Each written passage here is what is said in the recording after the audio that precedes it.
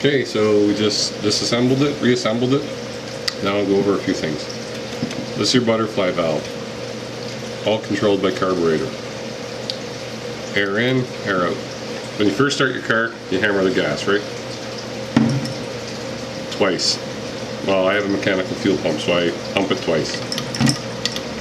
Closes the butterfly valve completely. This creates a vacuum in the engine, so she'll start.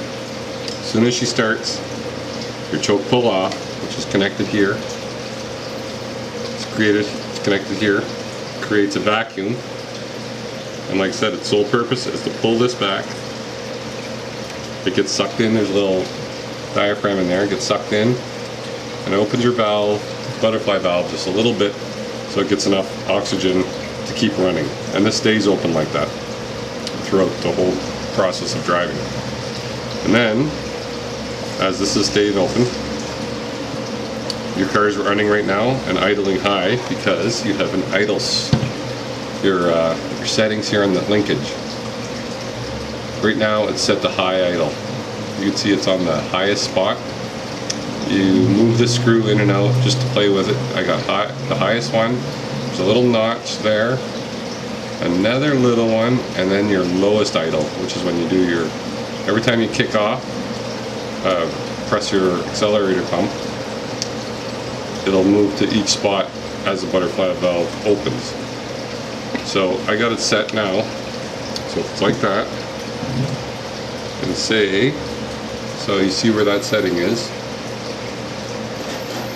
Now my engine warms up, that coil unravels because this thing screws into here, and that goes, this thing screws into here, that goes into your engine manifold, it sucks in hot air, your coil unravels, butterfly valve opens. As it opens a little bit, say that much, you want to try kicking it down to take it off the highest idle, hit your gas pedal, and see what happens.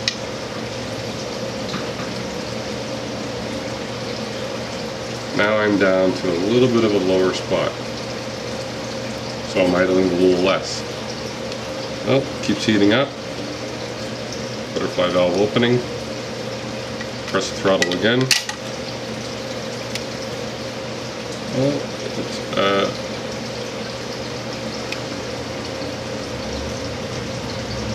The next lowest spot. Butterfly, and you're still revving, say a little bit higher than normal. All the way open. Kick it down.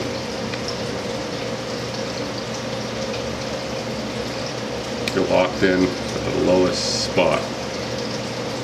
Now you're at nice idle, your engine's warmed up, it's perfect.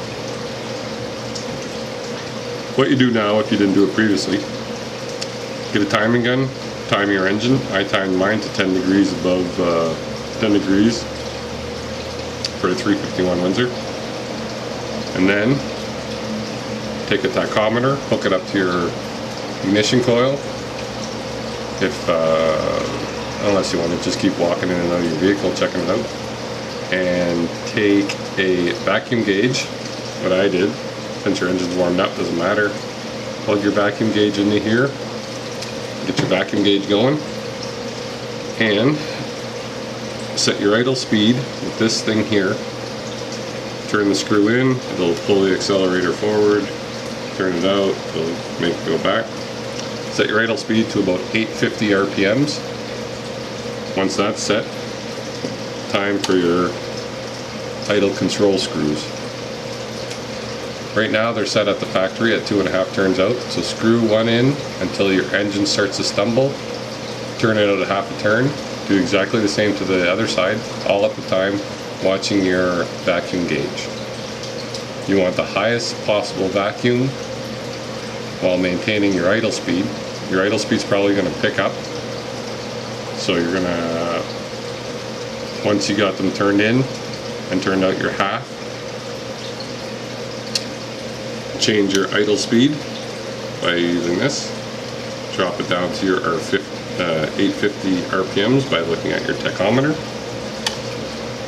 keep smoothing out your engine, just playing either by ear or looking at your equipment, your tach and your vacuum gauge, by keeping the highest vacuum and the best RPMs, and your engine's going to be shaking. And sometimes looking at both of them isn't going to explain everything. You'll have to listen to the engine, look at the rumbling of the engine, and smooth your engine right out just by playing with it. If you got to go in way too far, that means, like I said earlier, that valve or that needle that's sitting inside is too big. If you got to go out too far, like almost all the way out, that little valve, needle valve that's sitting down into your float chamber is way too small. So then you, well, replace that or drill it out, whatever you want to do. I can show you how to drill it out in a minute. And then, yeah, get your thing idling properly. So I'll show you how to drill that out actually.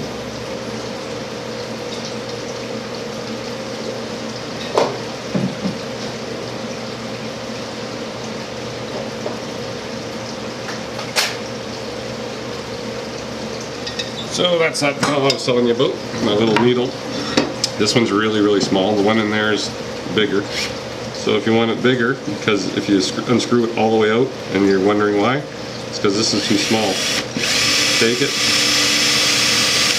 and screw.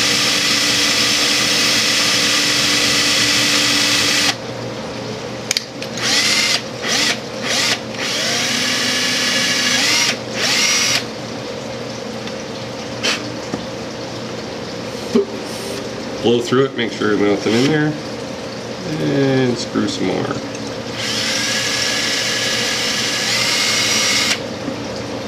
I'd probably want it a little bit bigger, so I'd go the next size up on the drill bit. And then you should be able to set your idle properly when your engine's warmed up. If it's too small, like I said, if you screw in all the way and your engine doesn't die, it's because this is way too large. If you screw it out all the way and nothing happens, this means this is way too small. So you gotta find a happy medium. Go to the junkyard, take a couple of them, look at them, you'll see the difference. And well, that's my lesson on Motorcraft 2-barrel carbs. Cheers from the north, and good luck with these pieces of shit.